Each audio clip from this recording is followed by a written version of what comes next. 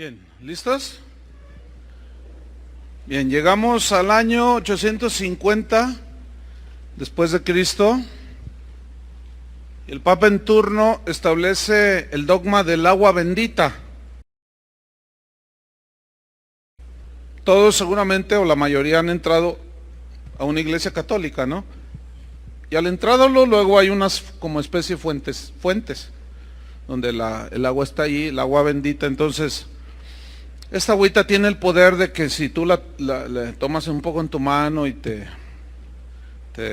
untas un poco, pues como que medio te santifica, ¿no? No sé cuántos han estado siguiendo la serie Temas de Importancia en la Iglesia, que hablé del legalismo. Todo eso es legalismo. O sea, atribuirle, en este caso al agua, a esta agüita, agua igual a esta, poderes de bendecir a una persona.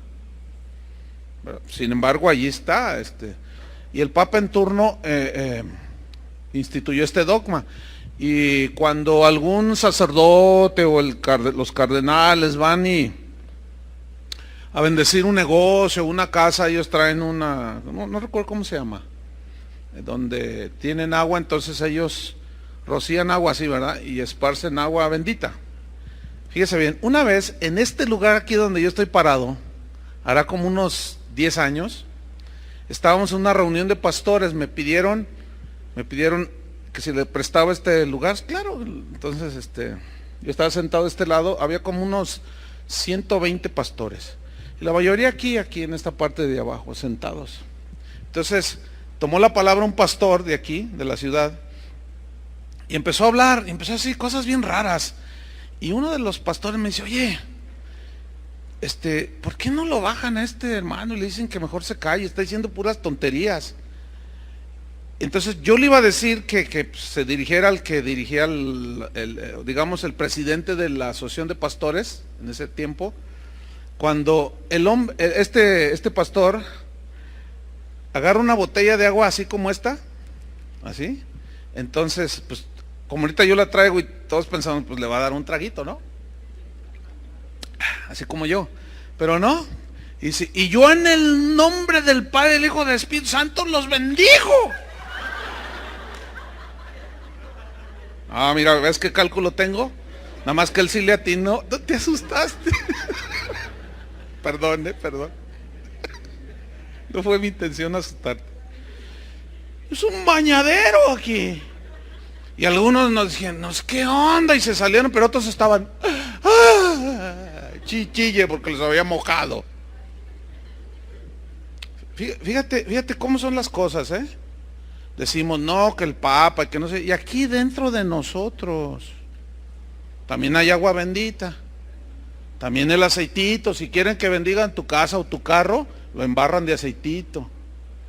Nada que ver, ¿eh? Perdón, no vais a decirle a tu mamá porque bueno, es que fui muy gráfico, ¿no? Ok, en el año 1115, por cierto, si me regalan otra botellita de agua.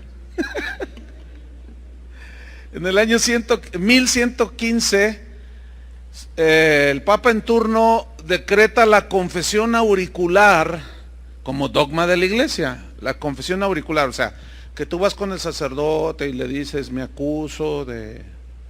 Y luego él ya te dice, pues, rézate 5 Padres Nuestros, 5 Aves Marías, y yo te absuelvo, dicen, yo te perdono.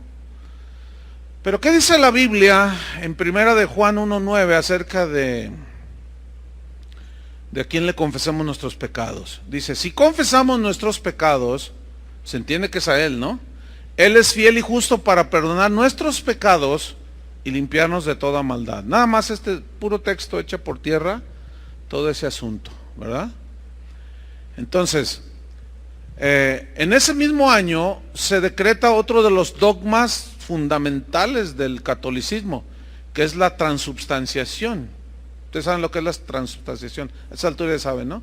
Que es cuando el sacerdote consagra el vino y la hostia, en este caso, y se convierten literalmente, dicen ellos, en la sangre y en el cuerpo de nuestro Señor Jesucristo, ¿verdad? pues eso más que nada es un acto como de magia, ¿no? O sea, es algo que ya raya en lo que tú dices, híjole, pues qué cosas. Gracias, hermano, por el agua bendita. Y está fresca, ¿eh? Entonces, no, nada que ver. 1 Corintios 11, 23 al 26, allí Pablo habla de cómo recibió del Señor y cómo lo estableció la celebración de la cena del Señor, lo de la Santa Cena, como un memorial solamente, un recordatorio. Ahí no lo vamos a leer porque nos lleva tiempo. 1 Corintios 11, 23 al 26, ahí está. Y con eso se echa por tierra todo ese asunto, ¿verdad? Llegamos al año 1229 y el Papa en turno, fíjense lo que hizo, prohíbe leer la Biblia bajo pena de muerte. Y ya nos estamos acercando a los primeros, digamos, a los primeros que empezaron, clérigos que empezaron a levantar la voz en contra de toda esa corrupción. Aquí para ese entonces ya se estaba gestando un hombre llamado John Hus, que ya hablaremos después de él. Pero aquí el Papa en turno prohíbe leer la Biblia bajo pena de muerte. O sea, si te encontraban leyendo la Biblia, te daban cuello, ¿verdad? Mientras que eso dijo el Papa, Jesús dijo en Juan 5:39, escudriñad las Escrituras. O sea, busquen en las Escrituras, porque le están ahí cuestionando a Jesús, que si él era el Cristo, que si no, y él dijo, escudriñad las Escrituras. O sea, ¿dónde más se puede escudriñar para saber dónde Dios dijo? En las Escrituras. Escudriñad las Escrituras porque a vosotros os parece, a ustedes les parece, que en ellas tenéis la vida eterna, y ellas, las Escrituras, son las que dan testimonio de mí, dijo Jesús. Entonces, mientras que Jesús dijo, quieren conocerme, quieren saber quién soy yo, cómo vine, quién soy, cómo siempre he existido desde antes de la creación, yo soy Dios. Bueno, estudien las Escrituras. Llega el Papa, dice, el que las lea, lo mato. Qué grueso, ¿no? Bueno, llegamos al año 1301. Y ahí inicia, en ese año, en el 1301, el Papa en turno establece el dogma de la Iglesia Católica como la única iglesia verdadera. O sea, no hay otra. ¿Sí? La Iglesia Católica es la única iglesia verdadera. Pero el dogma dice, y fuera de ella, de la Iglesia Católica, no hay salvación. Todavía, fíjate, hay gente que argumenta todos estos, a veces en correos, que a mí me mandan correos ateos, de todo tipo de gente. Y algunos todavía dicen, ¿cuál fue la primera iglesia? Dicen, a ver, contésteme. Pues la respuesta es, pues, la iglesia cristiana, ¿no? La que fundó Jesús. Pues nosotros somos, dice, y fuera de la iglesia no hay salvación. Y citan ese dogma del 1301. Es la única iglesia verdadera. Las demás son sectas, dicen, ¿verdad? Y ya ve que el Congreso Ecuménico II dice, ya no nos llama así protestantes o herejes, ahora nos catalogaron como hermanos separados. Híjole, pues yo no sé. Bueno, es claro, evidentemente que no hay esa hermandad, porque no concilia la doctrina católica con la doctrina bíblica, ¿verdad que no? Pero para nada. Entonces, pues como que, bueno, ahí dejo la cosa mejor. Hechos 4:12 dice, y en ninguna iglesia hay salvación. ¿Así dice? No, en ningún otro hay salvación, porque no hay otro nombre bajo el cielo dado a los hombres en que podamos ser salvos. O sea, la salvación no es por pertenecer a una iglesia. La salvación la da una persona, la salvación es una persona, y es la persona de Cristo. Hasta ahorita todavía inclusive iglesias que se precian de ser, que vienen del movimiento de la Reforma, o sea, iglesias cristianas evangélicas, se atreven a decir exactamente el mismo, qué mala piratería, qué mala copia. Se atreven a decir, si tú te vas de esta iglesia, le dicen a la gente, te vas a perder. ¿Alguien le ha dicho algo así? ¿Le han dicho algo así? Sí, pues ¿qué le dijeron, oiga? Bueno, le dijeron su dogma evangélico. ¿Pero bíblico será? Bíblico no es. Porque la salvación no está en una organización, no está en un organismo, no está en el asistir. Yo casi cada domingo le digo a la gente, no porque usted viene a una iglesia, eso lo hace cristiano. Cristiano es el que nace de nuevo, se arrepiente y es lavado con la sangre de Cristo. Y allí forma parte de la iglesia. Y encontró la salvación no en una iglesia, sino en Cristo. Pero se reúne con otros hermanos que tenemos la misma fe. Bien, en el año 1546, el Papa en turno aumenta, bueno, sí, eso es lo que, la palabra más correcta, aumenta o añade 11 libros más a la Biblia, del canon que se había establecido ya, de 66 libros. Y ellos añaden 11 libros más que se conocen como los deuterocanónicos o apócrifos. Eso significa textos dudosos. Eso significa apócrifos. Textos dudosos, deuterocanónicos, o sea, que van a la par, que son escritos tal vez contemporáneos de algunos libros que están en la Biblia, pero que se duda de su autenticidad de inspiración del Espíritu Santo. ¿Sí? Entonces ellos les añaden 11 libros, y estas son de las preguntas típicas, digamos, del recién convertido, que la gran mayoría de las veces viene de la Iglesia Católica, y dice, ¿por qué las Biblias de los católicos, como antes, como yo, traen su Biblia guadalupana de este tamaño, ¿no? Como de 70 kilos de peso y así de gruesa? ¿Por qué tiene más libros? Digo, por eso te pesa más. No, no es cierto. ¿Por qué tiene más libros? Entonces ya les explicas por qué. Y fue en el 1546, cuando la Iglesia Católica, así, de un plumazo, ¿verdad? Pero sabemos que está detrás de todo eso el estar en la controversia, porque en esos libros, hay algunos como el libro de Tobías, de mi primo Tobías, porque yo me he apellido Tobías, ¿no? ¿No sabían? Yo me he apellido Tobías, entonces, mi primo Tobías. Ahí en el libro de Tobías, que es uno de los apócrifos, ahí habla da a entender de que existe como un purgatorio, ¿sí? Da a entender de ciertas reliquias, y en los otros libros, entonces, no checan con todo el contexto general de la Biblia respecto a las imágenes, ni a todas esas cosas. Por eso son textos dudosos. Y ellos mismos, en algunas Biblias católicas, los editores, son, digamos, más íntegros y te lo dicen ahí.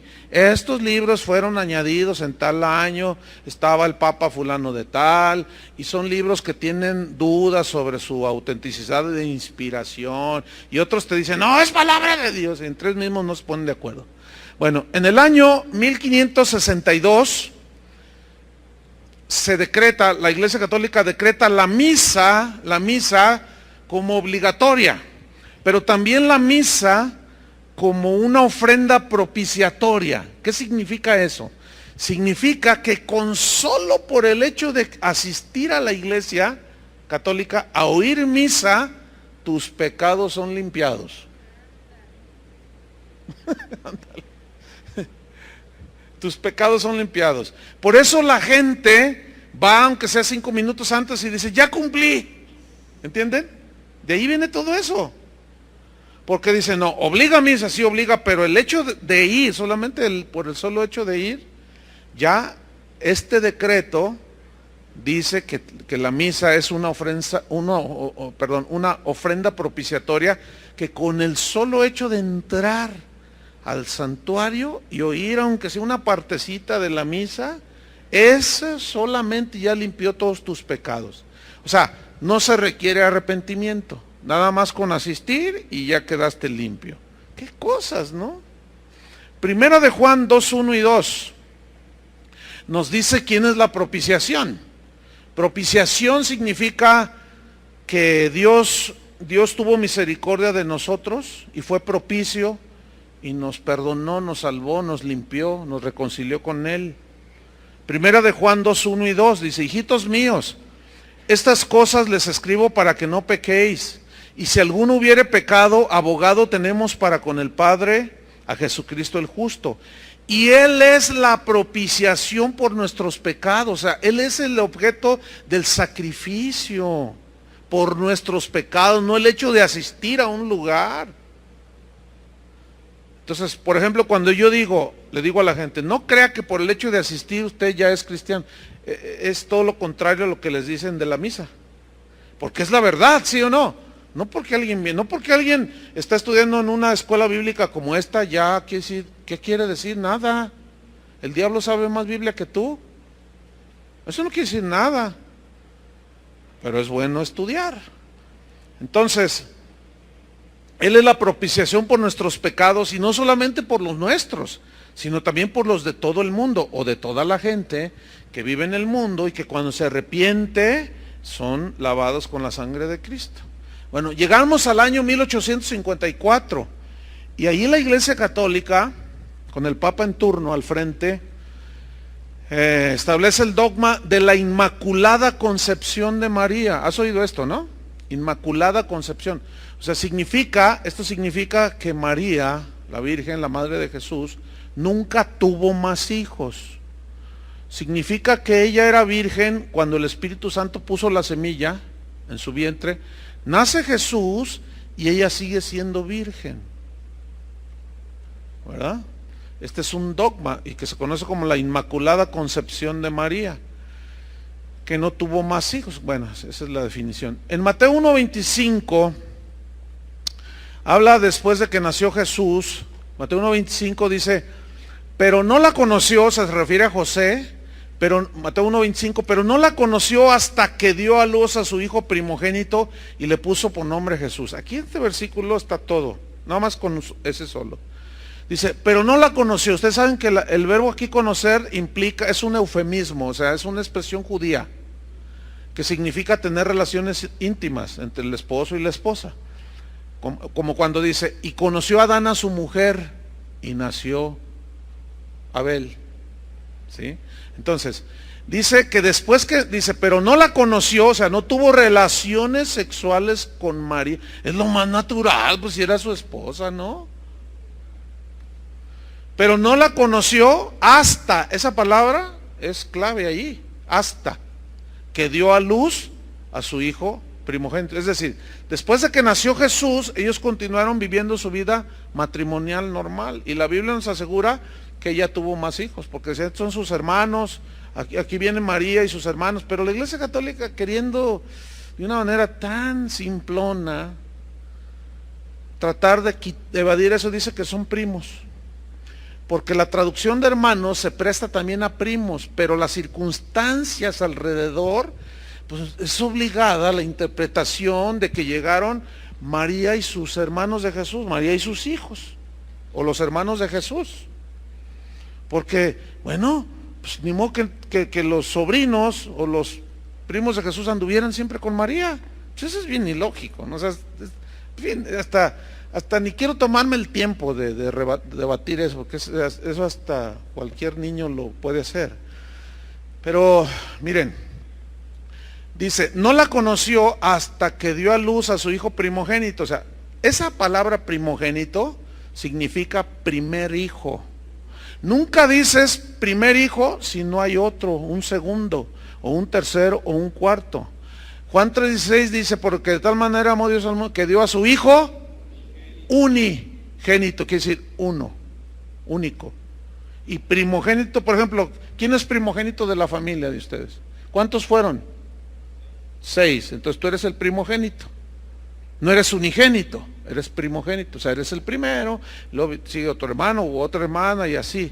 Entonces, el mismo versículo, aquí la Biblia, pues es que la Biblia, ¿qué tiene que andar diciendo cosas como esa? Ay, o sea, era una virtud, Dios escogió una mujer virtuosa, es obvio, ¿no?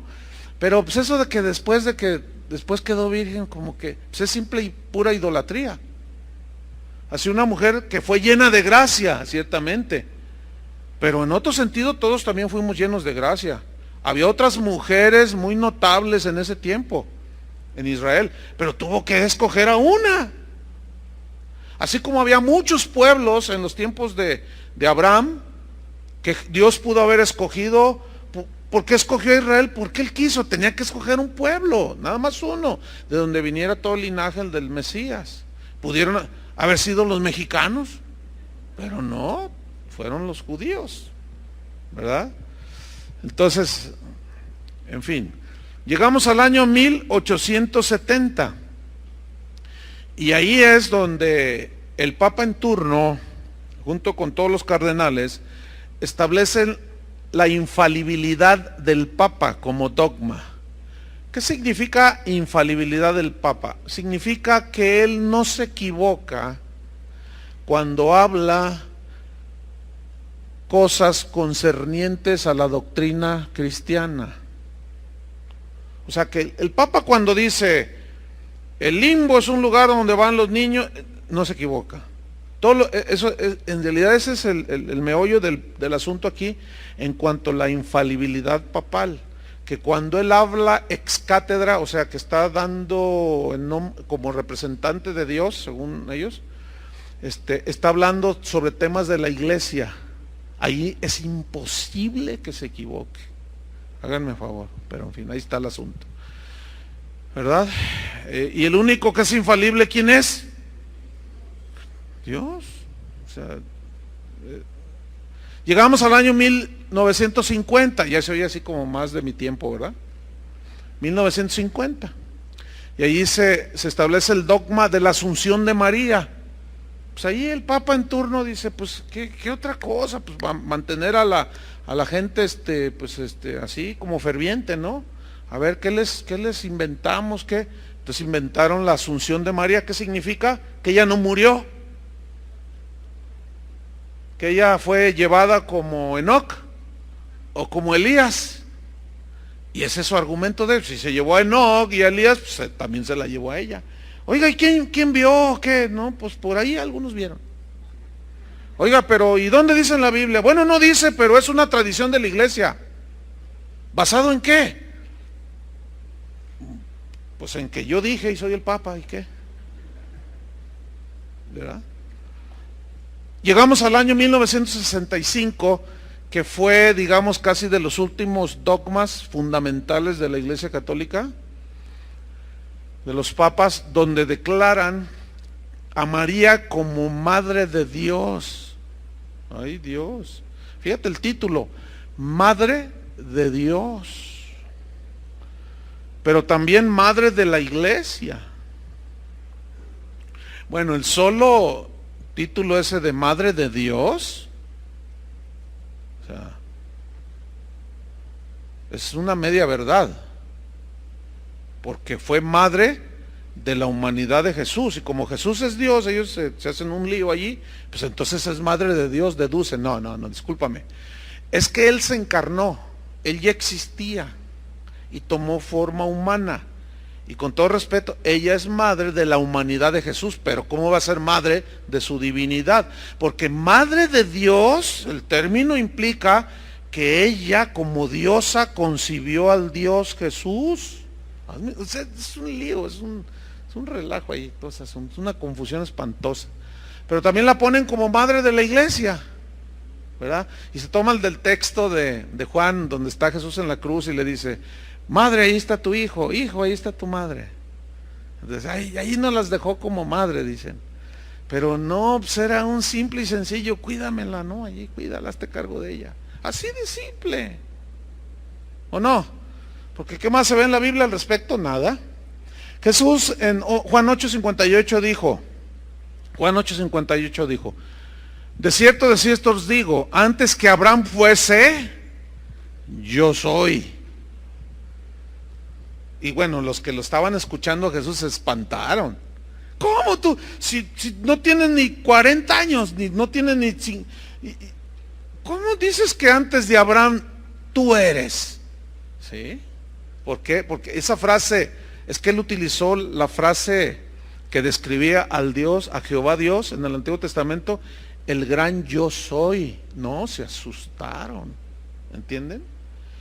Antes que Abraham fuese, yo soy, y es el mismo equivalente. Él estaba hablando en arameo ahí, pero es el mismo equivalente del hebreo. que describe a Jehová como el gran yo soy, el que existe en sí mismo, el que no tiene principio ni fin, el Adonai, ¿entienden? El eterno, el que sus días nunca acabarán, no tuvieron inicio y no tendrán fin, el eterno. Entonces, nada más eso muestra, echa por tierra todos esos títulos rimbombantes, ¿verdad? Bueno, esa fue una breve crónica de los dogmas de la Iglesia Católica. Vamos a iniciar, a partir de este momento, el tema de la Reforma, ¿sí? De la Reforma conocida protestante. ¿Por qué protestante? Porque protestaron contra los abusos del clero. De ahí el mote de protestantes. Yo me acuerdo cuando, antes de ser cristiano, que algo nos decían de los protestantes. ¿Cuántos se acuerdan de eso? Que algo les decían. Y cuando tú pasabas enfrente de algún templo protestante, te decían que te atravesaras al otro lado de la calle. Yo lo hacía, fíjense. Porque yo me acuerdo cuando iba a la doctrina y decían, no le hagan caso a los protestantes, esos son hijos de Martín Lutero. Dice, son hijos del diablo, su padre es Lutero. Y han oído la frase esa, uy, la iglesia en manos de Lutero. ¿Han oído eso? No, bueno, ya luego lo explicaré más, porque eso es una frase que sacaron como diciendo, la iglesia en manos de Lutero, si ese fue un demonio, dividió la iglesia, ¿verdad? Entonces, bueno, así estaba en ese momento la corrupción en la iglesia se empiezan a ver los primeros vestigios de lo que se conoció, repito, como la Reforma protestante. De ahí el mote de protestantes. Todo lo que tenía que ver con protestantismo, yo me acuerdo, repito, no, pues esos no les hables, no, esos son del diablo, ¿verdad? Y luego veías Iglesia Evangélica Cristiana, y ¡ay, híjole! No sé cuántos les pasaba eso, ¿sí? Bueno, entonces, inicia la Reforma.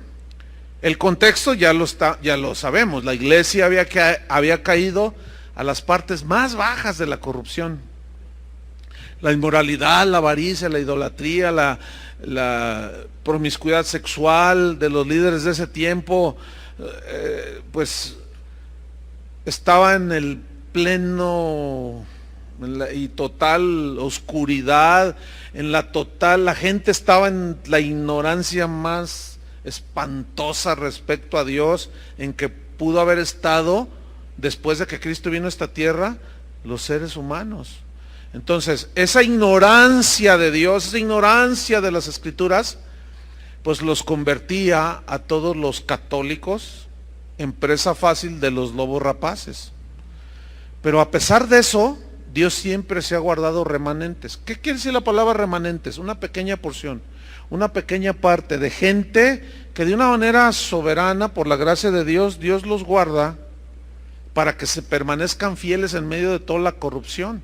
Como en la historia de Israel, ¿cuántas veces se corrompieron? Pero siempre hubo remanentes. Siempre hubo profetas que eran parte del remanente, pequeñas cantidades de personas que permanecían fieles.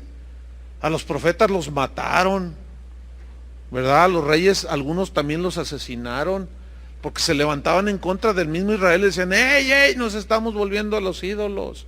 Estamos fornicando y estamos yendo en pos de dioses ajenos. Entonces se levantaban y se enfurecían, los mataban. Entonces, estos reformadores, o este movimiento, este remanente pequeño, se conoce como los reformadores. La palabra reformar significa volver a la forma original, algo, volver a formar como estaba antes.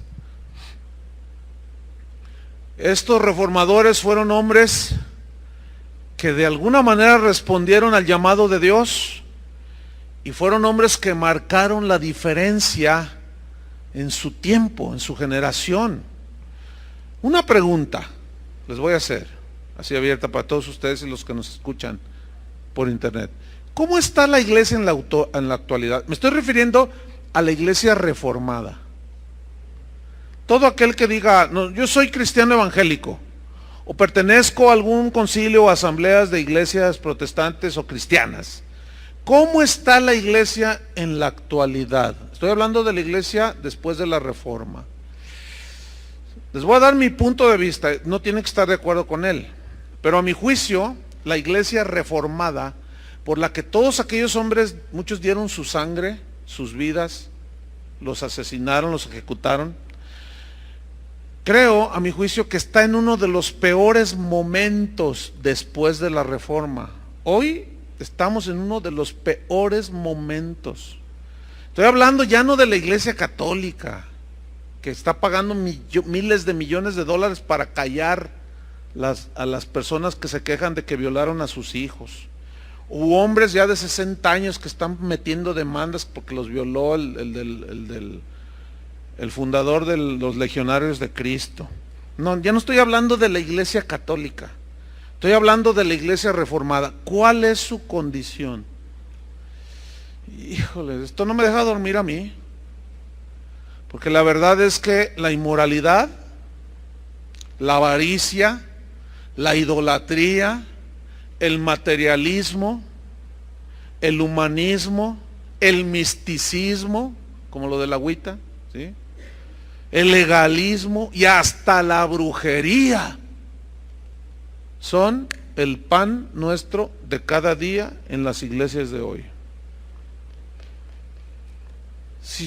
Seguramente ustedes se han dado cuenta, tienen amigos en alguna parte, en algún país, en alguna ciudad, cristianos, que son cristianos. Algunos tienen amigos así. ¿Qué les comentan? ¿Qué les dicen? ¿Qué les preguntan? ¿Saben qué me preguntan a mí? Oiga, pastor, por aquí tengo un correo, déjenme ver así rápidamente mientras les hablo. Un correo que me acaba de llegar. Bueno, no, se me vino. No, es que son un montón y para encontrarlo va a estar medio difícil. Ok, pero básicamente en el correo dice, oiga, pastor, fíjese que, bueno, yo estaba contenta en la iglesia, pero últimamente el pastor dice que Dios nos habla solamente a través de una profeta que tenemos aquí en la iglesia. Entonces, cuando Dios quiere hablarle a alguno de los hermanos de la iglesia, la profeta siempre está así adelante. Entonces está así, ¿verdad? Así como en trance, ¿no? Entonces dice, cuando Dios le quiere hablar a uno de los hermanos de la iglesia, la profeta se baja de la plataforma y le habla al oído. Y le dice lo que Dios quiere que haga. Entonces me dice, pastor, pues el pastor dice que esa es la manera en que Dios nos habla. ¿Qué es eso? ¿Qué es eso? Son puras patrañas. La Biblia dice que las ovejas del Señor oyen la voz del pastor. La Biblia dice que los que somos hijos de Dios somos guiados por el Espíritu Santo, no por una señora que entra en trance. Entonces me dice, por favor, pastor, sáqueme de la duda porque estoy confundida. Yo leo cosas diferentes a la Biblia, pero mi pastor me dice que así es como Dios nos habla en esta iglesia a través de la profetisa. Hazme favor. La papisa, pues. Nada que ver. Entonces, no, y les puedo poner, hermanos, 20,000,000,000 de ejemplos. Eso se llama hipérbole. 20,000,000,000 de ejemplos como ese que se dan en las iglesias que se precian de ser cristianas. La pregunta es, si los reformadores dieron su vida y dieron todo para volver a los principios de la Biblia, y si la condición de la iglesia de hoy es de las más oscuras después de la Reforma, ¿qué espera Dios de nosotros? ¿Qué espera Dios de nosotros? Bueno, yo les voy a decir algo. Dios no espera menos de lo que hicieron los reformadores. Si yo les preguntara, ¿ustedes consideran que la iglesia necesita otra reforma? O si a mí me hicieran esa pregunta, yo no dudaría en dar un rotundo, sí necesita una contrarreforma. Ya estamos todos deformados, ya no se sabe ni ya no se saben, la gente se confunde, hay una confusión espantosa. Hoy ya no se sabe distinguir entre un lobo y un verdadero ministro de Dios. Los que defensores de la sana doctrina están todos confundidos, ya confunden el trigo con la cizaña. Es un desastre, porque ya todo se confunde, y sin embargo la Biblia sigue diciendo lo mismo. ¿Cuál fue la base en la que se fundamentaron aquel remanente para hacer la reforma? Las Escrituras. ¿Qué tenemos que hacer nosotros hoy?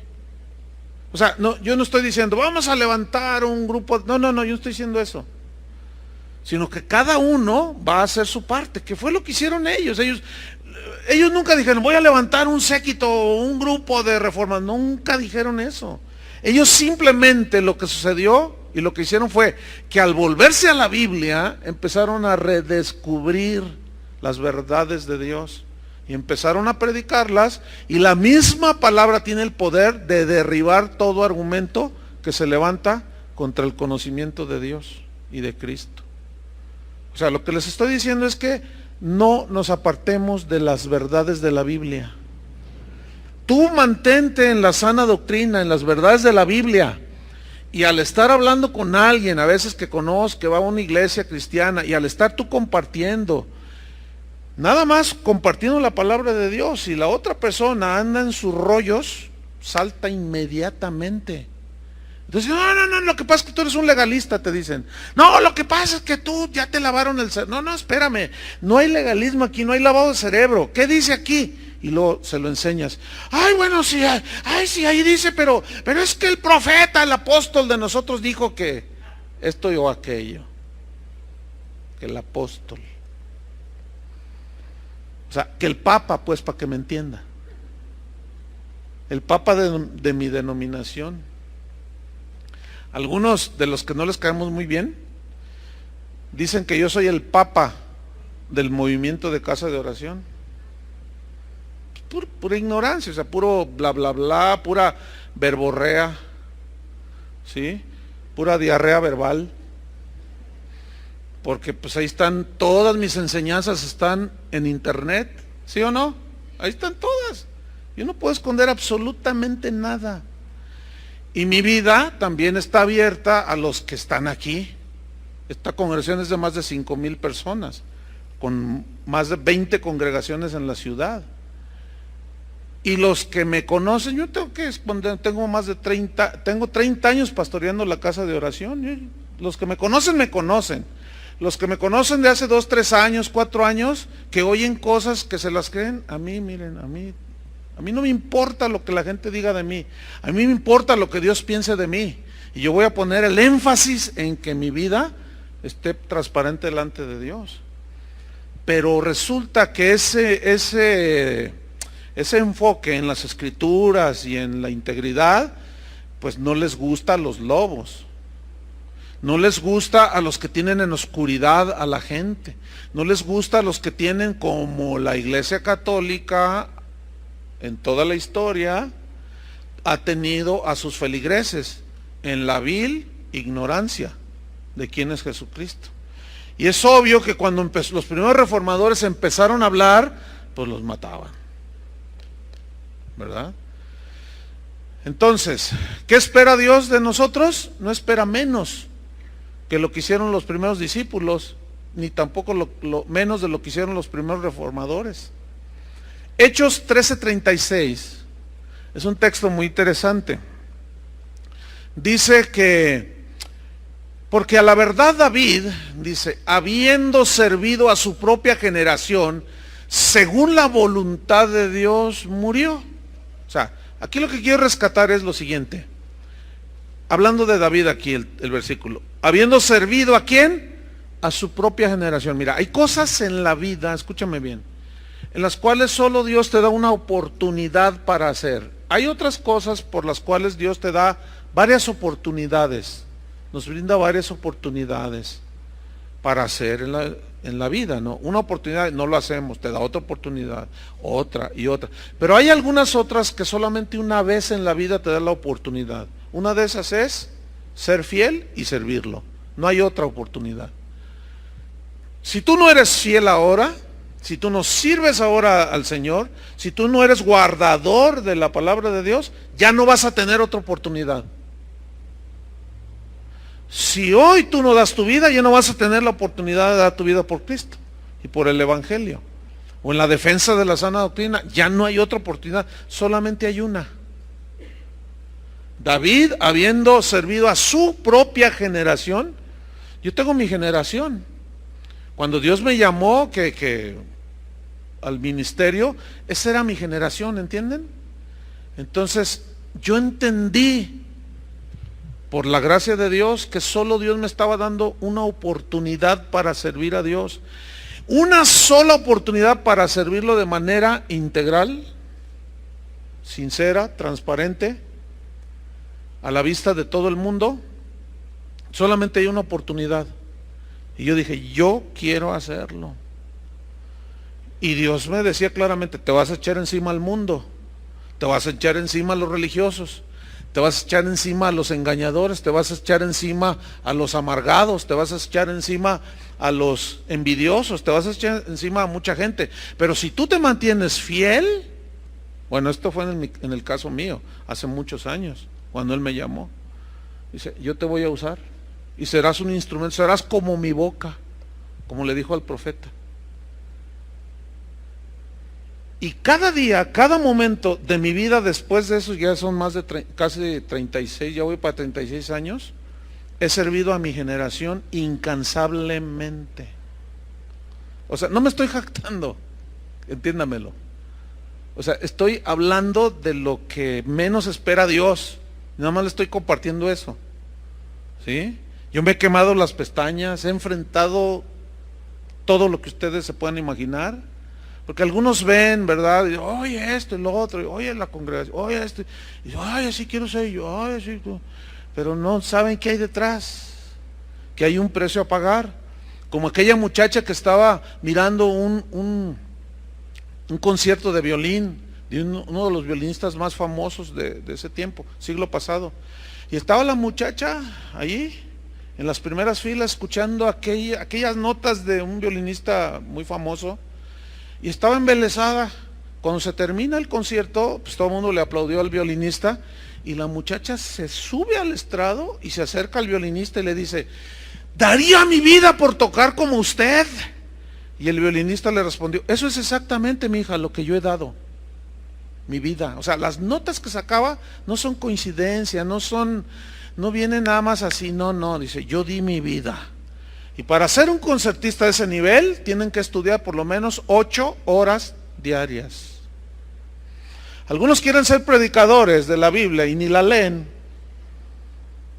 Otros quieren serlo, se meten en una escuela bíblica y no terminan el curso. No, pues así vas un tremendo reformador que tengo enfrente. Y otros hasta se duermen en las predicaciones de la iglesia.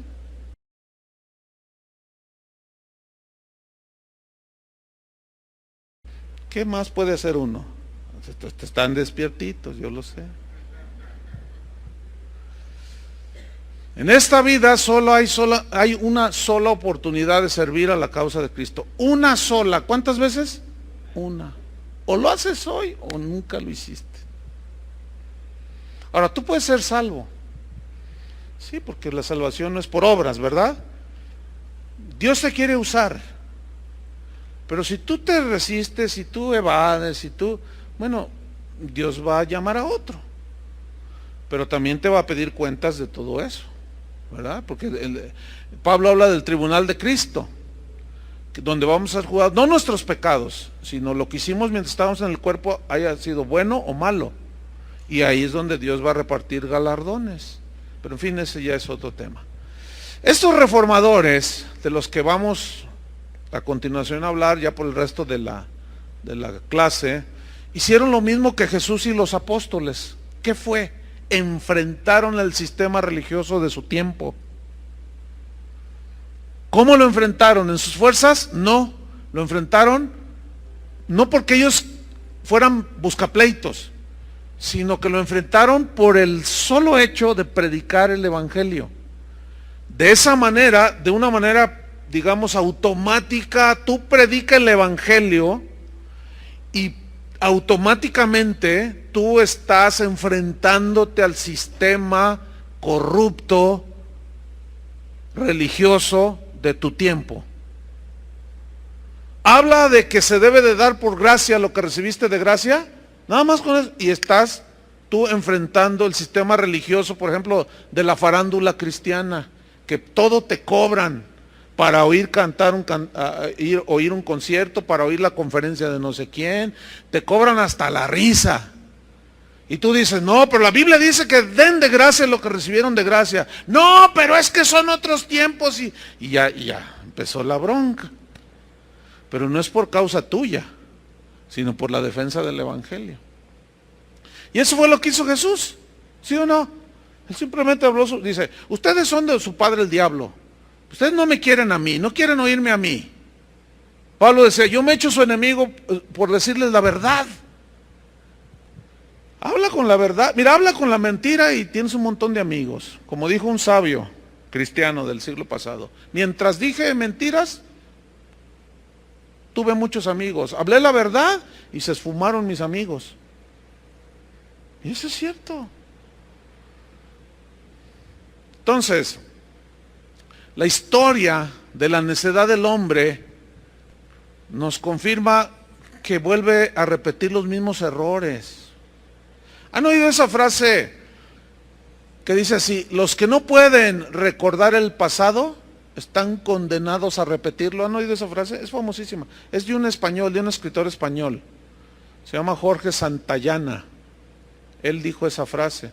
Los pueblos que olvidan su pasado están condenados a repetirlo. Y es una frase que tiene sabiduría humana, si tú quieres, pero es muy cierto. O sea, vamos a ponerlo así. Cristianos que no recuerdan su pasado, por eso es importante la historia. Que no recuerdan su pasado, están condenados a repetirlo. Hermanos, ¿saben cuál fue la razón de la reforma? Las indulgencias.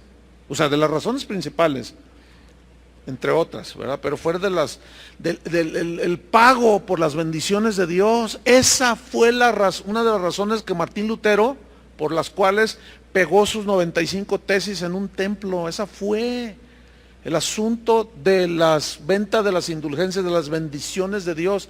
¿Qué no está la iglesia de hoy sumida en lo mismo? Pacte con Dios. Mande una ofrenda y nosotros oramos para que Dios lo bendiga. Es exactamente lo mismo, el tráfico de las bendiciones de Dios por dinero. Entonces, estamos repitiendo la misma historia. Yo escucho a predicadores, o sea, yo tengo un buen número de predicadores que escucho en la actualidad. Pero de cuando en cuando también escucho, porque la gente a veces me pregunta, oiga, ¿qué con esto? Entonces yo tengo que escuchar, para saber qué están diciendo también, ¿no? Pero yo escucho a predicadores que dicen, ¿para qué quiere estudiar en un instituto bíblico? Esos, nomás lo único que hacen es inflar la cabeza. Sí es cierto, sí, no. Se le infla la cabeza a aquel que no tiene buenas intenciones y que anda con sus rollos. Pero llenarte del conocimiento de su voluntad y del conocimiento del Hijo de Dios, si esa fue la queja de Dios contra Israel. Mi pueblo pereció porque le faltó ¿qué? Conocimiento. Y deja de estudiar porque la letra mata, dicen, y están más confundidos con ese asunto de la letra mata, porque ahí se refiere a la ley, no al conocimiento de Dios. Entonces, olvidamos la historia y volvemos a repetirla. Y tú citas la historia y te tachan de retrógrada. Te tratan de quién sabe cuánta cosa. Pero bueno, hay un precio a pagar. El problema es cuántos lo quieren pagar. Y el asunto es que desgraciadamente la historia se ha repetido. Y aquí nos vamos a quedar, ¿verdad? Para la próxima clase. Vamos a orar. Señor, te damos gracias. Sabemos que tú estás haciendo algo, sabemos la condición de la iglesia, pero también creemos que tú estás levantando un remanente fiel, que te siga, que te sirva con fidelidad. No hay otra oportunidad, Señor, para servirte más que la vida misma. Si no es hoy, ya no habrá otra. Gracias, Señor, por lo que estás haciendo en los corazones de algunos alrededor del mundo, donde estamos incluidos unos cuantos acá en esta ciudad y unos pocos más en todo México. Te damos las gracias, Señor. Despierta ese espíritu de reformador. Te lo pedimos en el nombre de Jesús.